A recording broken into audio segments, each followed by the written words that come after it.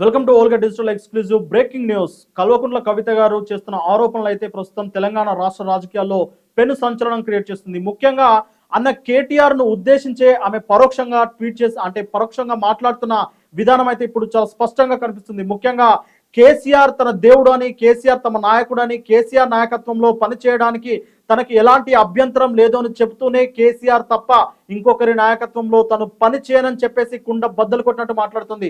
తన party BRS అంటూనే వెన్నుపోటు పొడిచే రాజకీయాలు తనకు తెలియవంటూ తను మాట్లాడుతూనే ఖచ్చితంగా కేటీఆర్ పై అయితే బాణం ఎక్కుపెట్టినట్టయితే ఖచ్చితంగా కనిపిస్తుంది. ముఖ్యంగా ట్విట్టర్ వేదికగా కేటీఆర్ స్పందిస్తారు, చాలా ఫాస్ట్ గా స్పందిస్తారు అనే విషయం తెలిసిందే.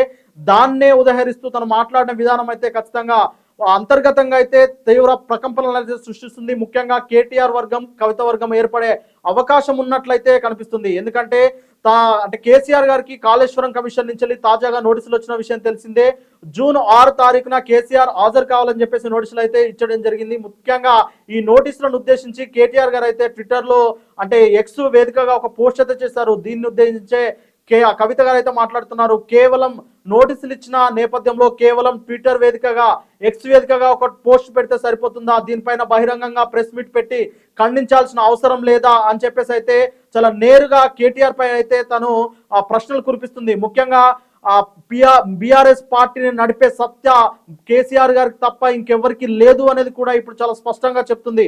ముఖ్యంగా ఈమె వివాదం కేటీఆర్ తోటే అని చెప్పేసి ఈరోజు ఆమె మీడియాతో చిట్ చాట్ చేయడంలో అయితే ఖచ్చితంగా కనిపించింది. కేటీఆర్ కు కవితకు మధ్య ఖచ్చితంగా ఒక వివాదం అయితే రగులుకుంది. అది ఖచ్చితంగా బీటలు వారింది. ఇంకెంత దూరం వెళ్తుందో ఇది తెలియని పరిస్థితి అయితే ఏర్పడింది.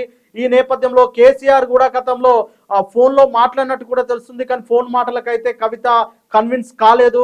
ఎట్టి పరిస్థితుల్లో కేటీఆర్ కి అయితే పార్టీ పగ్గాలను ఇస్తే తను పార్టీ నుంచి తప్పుకుంటుందా ఏంటి అనేది అయితే ఇప్పుడు ఆసక్తికరంగా మారింది. ముఖ్యంగా తను తెలంగాణ జాగృతి పేరిట తనైతే సమాజ సేవ చేస్తున్నట్లు, పొలిటికల్ ఈవెంట్స్ కూడా చాలా వరకు అదే జాగృతి పేరిట చేస్తున్నట్లయితే ఆమె చెప్పుకొచ్చింది. ముఖ్యంగా పార్టీలో ఉన్న కేసీఆర్ మినహా ఇతరత్ర అందరిపైన తనకైతే కాస్త నెగిటివ్ అభిప్రాయాలు ఉన్నట్లయితే చాలా స్పష్టంగా కనిపిస్తుంది. ముఖ్యంగా కవిత గారు ఏం కోరుకుంటున్నారు, బీఆర్ఎస్ పార్టీలోనే ఉంటా అంటున్నారు. కానీ కవిత గారు ఏం కోరుకుంటున్నారు, వర్కింగ్ ప్రెసిడెంట్ కోరుకుంటున్నారా, లేదంటే రాబోయే కాలంలో తానే సీఎం గా ప్రకటించాలని చెప్పేసి కోరుకుంటున్నారా, ఇదైతే ఇప్పటివరకు స్పష్టత లేదు. కానీ కేటీఆర్ ను ప్రకటిస్తే, కేసీఆర్ వారసుడిగా కేటీఆర్ ను ప్రకటిస్తే కవిత గారు ఏ నిర్ణయం తీసుకోబోతున్నారు అనేది అయితే ఇప్పుడు చాలా స్పష్టంగా కనిపిస్తుంది.